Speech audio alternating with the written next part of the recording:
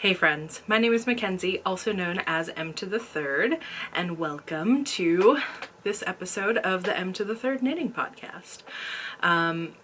It is November, if you can believe it, and I'm coming to you from a very rainy Portland, Oregon, surprise, surprise, and I've got a lot of little finished objects to share with you today. A lot of works in progress, a lot of ideas, so pretty excited for today's episode. I hope you'll stick around, hang out with me, grab yourself something nice to drink, and let's chat. Yeah, I just wanted to start off by chatting because I'm feeling a little meh. So part of that, I'm sure, is a medication change that I'm having that actually made me feel really awful for a couple of weeks. I'm finally starting to level out, so everything feels a lot better, but that, I think, just not feeling well just makes me not feel well, but physically not feeling well really affects my mental health, and it's linked to a lot of other anxieties that I have. So I find that when my physical health is not at peak, whether that's something that I have done, whether it's not eating right for a period of time or whatever it is, it just really, I'm very down in the dumps. And so that's kind of what's been going on top of, general state of the world, and closing in on 2 years of being really in a global pandemic. And so yeah, I'm just kind of feeling general malaise, which is not conducive to wanting to spend a lot of time with people, feeling very creative. And then there's the pressure of being a small business owner and being the holidays are coming and we gotta put out a bunch of stuff, and I'm definitely in this productivity loop. So I'm feeling very inspired by certain things, but the pressure that I feel to be producing is not helpful. So I'm just kind of battling with that, while also knowing that if I push myself through these times, that I'm gonna feel worse at the end of it. So things have kind of been taking a back, I don't know, I just don't want to end up somewhere that's worse than where I am right now. And I am, now that, again, I said, the medication is kind of leveling off, I'm feeling a lot better. And I don't feel so, I don't know, just I don't know, I'm just kind of going with the flow, y'all. That's what I'm doing. I guess it's the West Coast in me finally feeling very at home. Yeah, so I've got a lot to talk about today. I've got a lot of FOs to share, which is super exciting because I feel like I've had one good FO occasionally, but yeah, today I've got a few. And then I'm going to talk about some whips, and then I'm going to talk about some ideas, and show you some products that I am launching in my shop, or that are launched. And yeah, just kind of talk about what's been going on, because it's been a minute since I sat down and did the formal knitting podcast format. So I'm happy to be here, and let's get to it. So first things first, I have a Slack group. So if you are interested in sort of the messages of this podcast, which is lots about body positivity and inclusivity and just intentional making, there's a link down below. Always feel free to join. We host virtual knit nights monthly, or a few times a month. I think for the next couple of months that's going to be a smaller number just because of the holidays. And that leads me to my next point, which is that in December I will be doing Vlogmas. I'm really excited. They're just short daily vlogs kind of leading up to Christmas, And yeah, so that'll be really nice. So yeah, definitely I'll be doing that, and that's gonna be plenty for December, so that's probably what I'll be doing. And then in January I'll come back with podcast episodes and other video content. So yeah, definitely, if you want to be notified about all of those, subscribe down below. And it also really helps if you like this video. So happy to have you here, happy to be here. And that's kind of what's going on for the next couple of months. Any other businessy? I don't think so. I'm gonna do a very, very short segment of self-promotion just to show you something that was just listed in the shop. It's a holiday thing, so I hope that you'll like it. But I'm illustrated. Nope. Everything's an avalanche.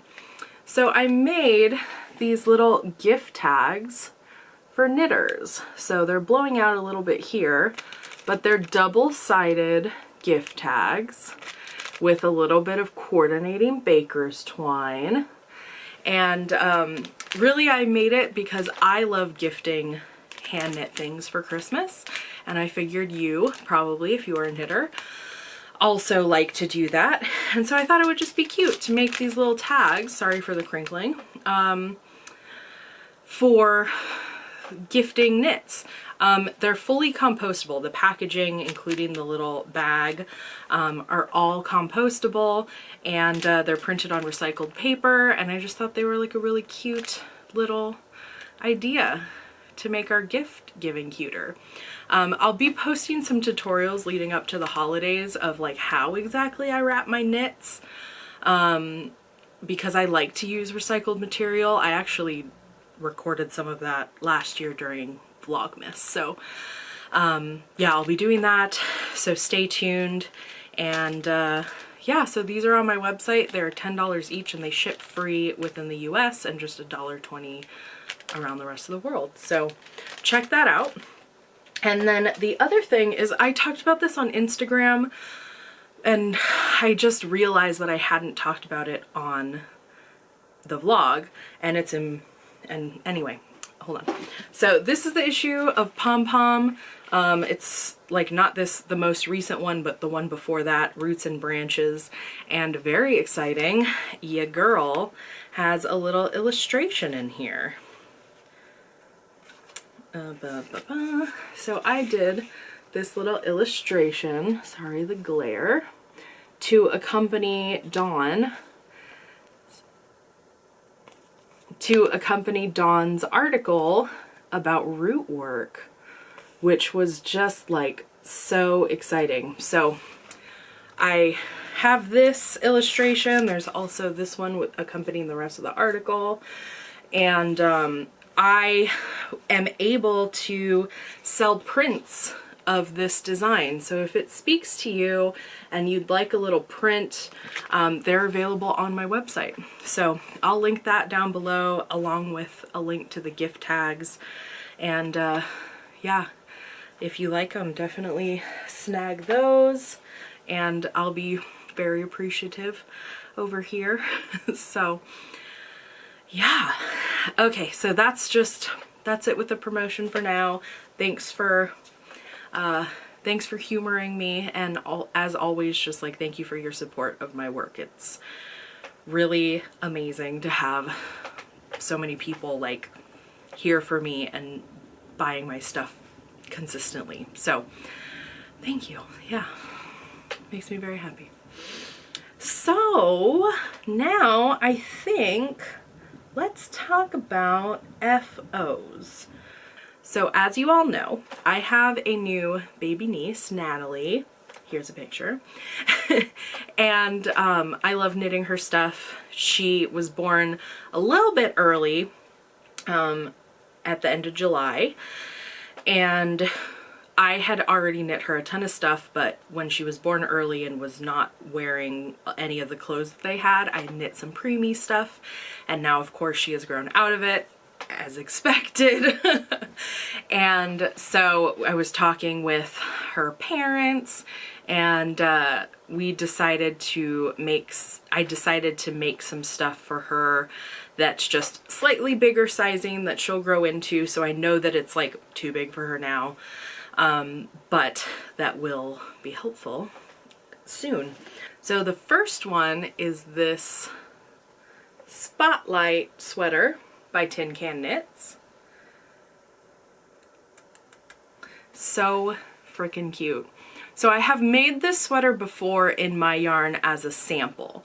So I had the pattern and I think it's super cute. The sample that I had knit was really just to show off the yarn, and it was like a single merino that I had dyed. But my friend Rin from Modus Operandi Fibers had sent me these 3 minis that were naturally dyed. These 3 a while ago when I had placed an order with her, and so I've been holding on to them, and I was like, I want to do like a little colorwork thing. I think these would look really good. And one of the other reasons that I have been busy is that I started working a couple of days a week at my local yarn store here in Portland. So I brought those into work and looked for a base color that would like work really well with it, and I settled on Wool Stock by Blue Sky Fibers. Let me grab, I have another skein, so let me see. Okay, so yeah, this Blue Sky Fibers, they come in 50 gram skeins. This color is Driftwood. I bought 3 skeins because the yardage called for just over 2, but I ended up getting away with just using 2 skeins. But I know that I will use this. It's a great neutral base. The price point is great. It's very soft. I think it'll be great for the sweater. And yeah, I'm super, super happy with how it turned out, this little sweater. Yeah, I think this pattern is like, it knits up pretty quick. My only complaint is that it's knit bottom up, so you knit both sleeves and then the body and then do the color work. And I was like really excited about the color work. So, I mean, it helped me blast through like the stockinette part, but I was like, I just want to knit the cute part of the sweater. So anyway, so yeah, that's gonna be her little Christmas gift this year, since she's still too little for toys. Okay, so along with the sweater, I also knit this adorable little baby bonnet with this little point. It's so cute. So I've had this little bonnet in my like patterns for a while. I have to say, I don't recommend the pattern. I think there are better bonnet patterns out there. It was confusing. Like, I just had issues with it. So let me, 3 things about this. 1, it's knit in Malabrigo Rios, which, as you all know, is a favorite baby yarn of mine. Superwash, pretty colors, squishy, soft, all of the above. So that's what this is knit out of. Do I remember the colorway? No. But I'll figure it out and I'll put it down below. 2, wait. Yeah. So 1, the yarn. 2, I don't really like the pattern. I don't recommend it, but I will still link it below. 3, this I-cord business. So by the time I was ready to add the I-cord, I was like so over the pattern. So I didn't look at it again, and I was just like, I know what I'm doing, so I'm just gonna do it. So I added the I-cord, which was really supposed to be around here and not here, which I only realized after I had like woven all the ends in.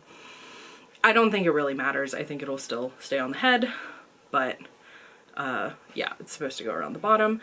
But also the pattern says to knit an I-cord and then to sew it on the bottom, which I thought was really weird.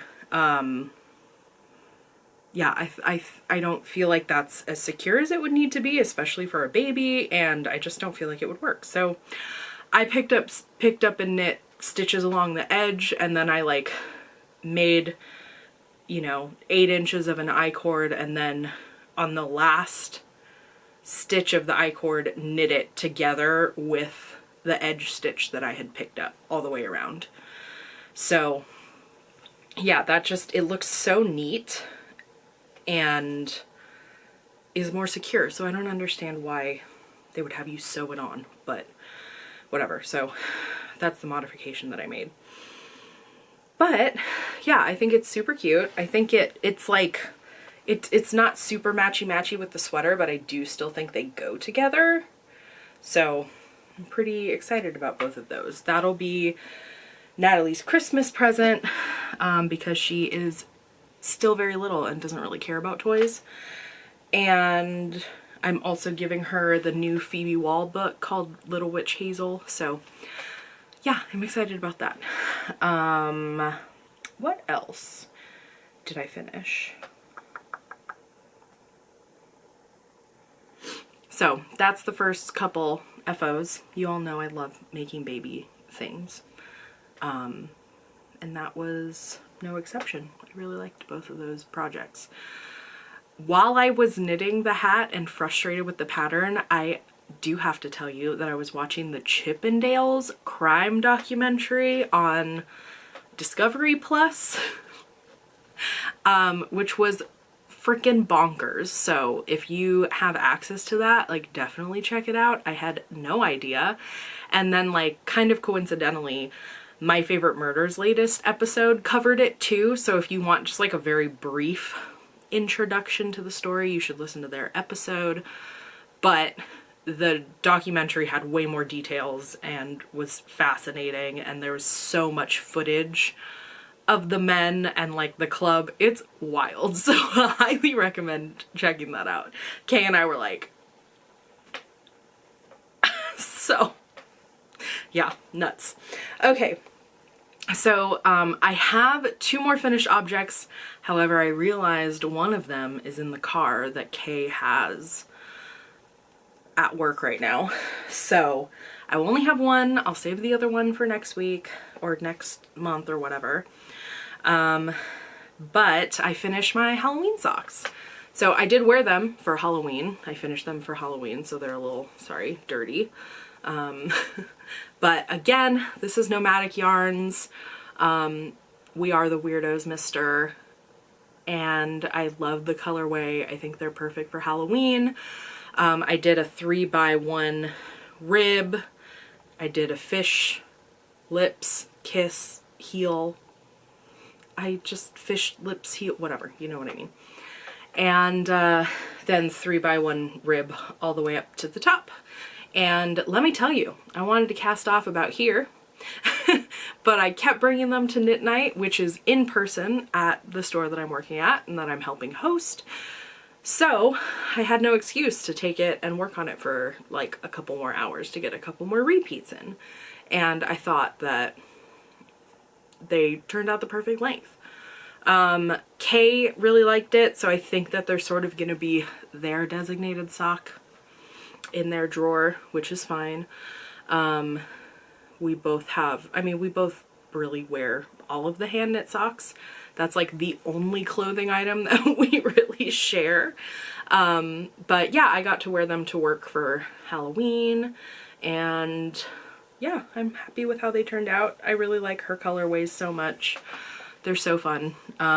So yeah, just another sock off the needles. This is feeling a little disjointed to me because I had to get up in the middle of it to go tend to the animals like twice now. And I just keep feeling like I'm like losing my train of thought. But anyway, we're here. I hope you're enjoying it enough. There's just like not really that much to say about the projects that I knit because I didn't do anything too different. The yarns are pretty, you know, yeah. But anyway, in the video where I talked about my like fall knitting plans, I talked about my Stockbridge cardigan, which I've been working on for a while now. It's an Isolde Teague pattern. It's in fingering weight yarn. It's really taking quite a while. And so it's knit flat, the body of the cardigan. And then you go in and pick up stitches all around the armhole and then do short row shaping for the sleeve. And I had a hard time getting the number of stitches that the pattern called for initially, because in my experience it's usually like 2 stitches for every 3 rows around, like when you're picking up like perpendicularly to the stitches. But that didn't work with my like stitch count. So I consulted some of my friends in the Slack group who I knew had made it, and a lot of them remembered picking up like every stitch or every other stitch or something. For me and the way my gauge and stuff, I thought about this, that I should probably check my row gauge and see if it's off. I haven't done that, but I'll get back to you about that. But maybe that's why I was picking up so many stitches, but I ended up picking up a stitch per row, basically. So I felt like that was not quite right, and I still kind of don't. So I did that once. I started doing the sleeve shaping, but I wasn't paying good enough attention, and I totally like just was off from what it should be. So I was like, okay, I really want this to be right. So I took the whole thing out. I put it in timeout for like a week until I was ready to come back to it. I came back, re-picked up all of the stitches, very carefully started doing the short rows so that I wasn't like doing it incorrectly. And now I'm at the point where I'm just knitting the sleeve in the round down. I am worried that I'm going to run out of yarn, and I'm using Quince & Co. Finch, and I bought it from a local yarn store in Boston, and I don't want to buy more yarn from Quince & Co. I talked about this before. I will link the episode that I talked about it in up here. So I'm not really sure what's gonna happen. I'm just gonna knit and see. I have 2 skeins left, but I still need to knit almost a whole sleeve, almost 2 whole sleeves, and the button band and neckband, and they're only 50-gram skeins. And the chances of me finding the dye lot and, you know, etc., etc. Yeah, I'm a little worried about that, which maybe does mean that my row gauge was off, but I also had 2 skeins that I could potentially use for the button band. They're just a different dye lot, but it's the same yarn. Anyway, I kind of have to figure that out. And as I've been knitting it, frankly, it just looks, the sleeve looks really big. And generally, I've had really good luck with Isolde patterns.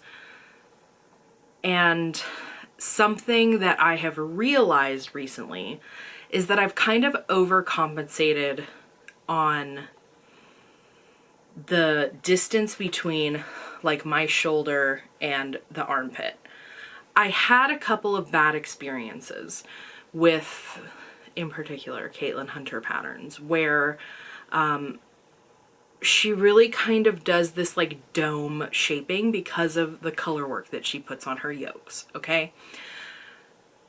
At a bigger size, it ends up becoming more of a swan show. That's really like how her designs end up fitting, okay?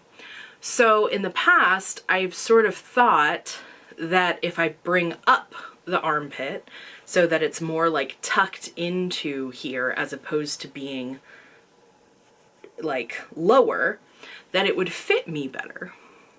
However, I did that with not just that Caitlin Hunter pattern, but a couple other sweaters that I have knit, and I've talked about that on this podcast. But what I've realized is by doing that, I've taken away the like room that extra ease would allow for arm movement without the entire bottom of the sweater pulling up.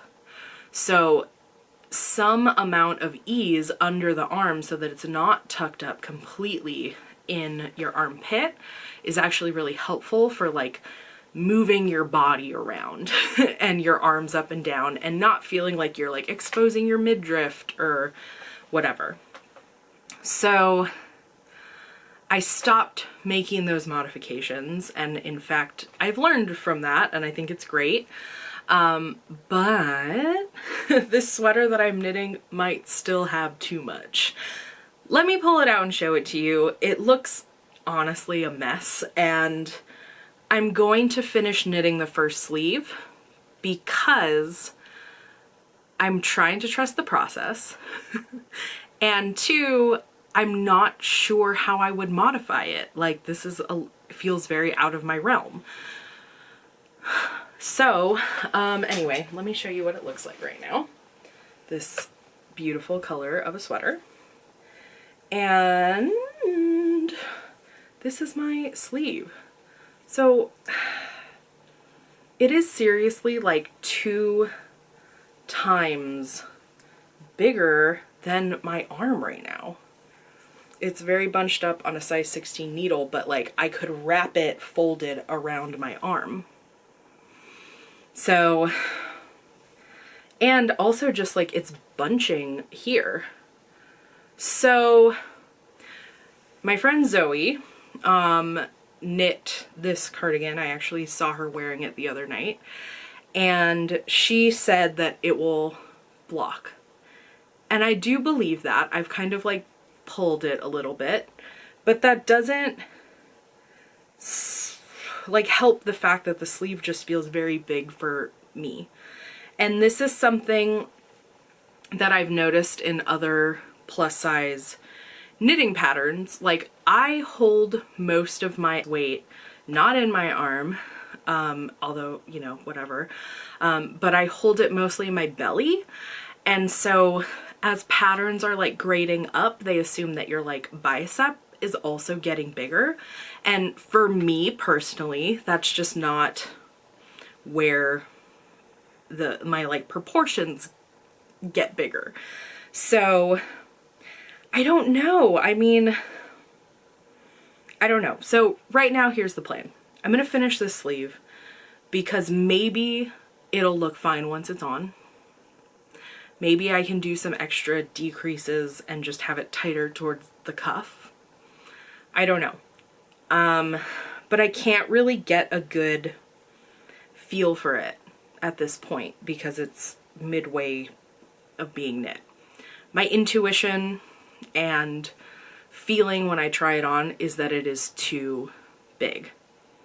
But again, I'm gonna persevere and just keep knitting it, even though it's a little like, it feels like I am knitting just knowing that it's gonna count for nothing. But this is part of the process.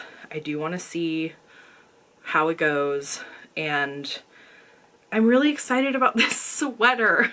Like, I want to knit it. I mean, I want to wear it, and it's been on my needles for a while now, and I don't know, y'all. So I'm just gonna keep on knitting, and I'll update you.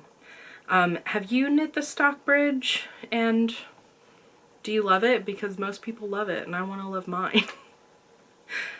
I also am looking for some buttons for these. I love natural buttons, like antler wood kind of buttons. If you have like a place that you love buttons like that, I would love to know about it, because I now live in a new city and don't know where to get buttons.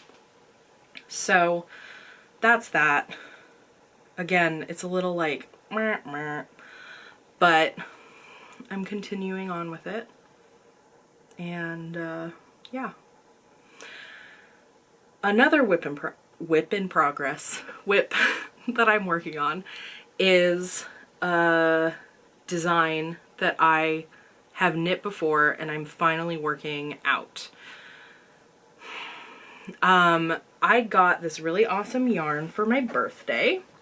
This is the La Bien Aimée. I saw this and I was just like, that is what I want. So it is the Cory Confetti and it's scraps of their yarn mixed with this ochre that is recycled natural fibers mixed with Falkland Corriedale, and then 20% like recycled threads from La Viename. And of course this color, I mean, look, this is what I'm knitting. This is what I just showed you. Mustard, man. Give it to me. All of it. So I really just, I'm finding myself, okay. So I've sort of realized that like my favorite thing to wear is pretty classic stockinette knitting with or without color work. I do like some texture sometimes. I do like cables, but like generally I'm happiest with plain stockinette. That doesn't mean that that will change. That's just where I'm at right now. And I've talked about how sometimes I feel boring because I'm not very adventurous at the moment. That being said, I kind of am getting bored. And the way that I am sort of stimulating my brain is by venturing into designing. I don't know that I will grade and put out patterns. This is sort of like what I was saying earlier about my business. Like, I don't want to promise anything. I just kind of want to do what I want to do. And if other people like it, then that's awesome. But for now, I'm not doing it with the intention of like production. I'm going to share the journey with you, whatnot, but that's not, I can't have the goal be like to produce something to sell all the time. So anyway, I want to work on a sweater out of this for myself with a design in mind that I've actually knit before, but I know more now and I think I can do a better job. And it's really like stimulating me and it feels really good and I have a lot of fun doing the designing. So, and like figuring out the numbers and writing it all down and et cetera, et cetera. So that's kind of what I'm doing at the moment.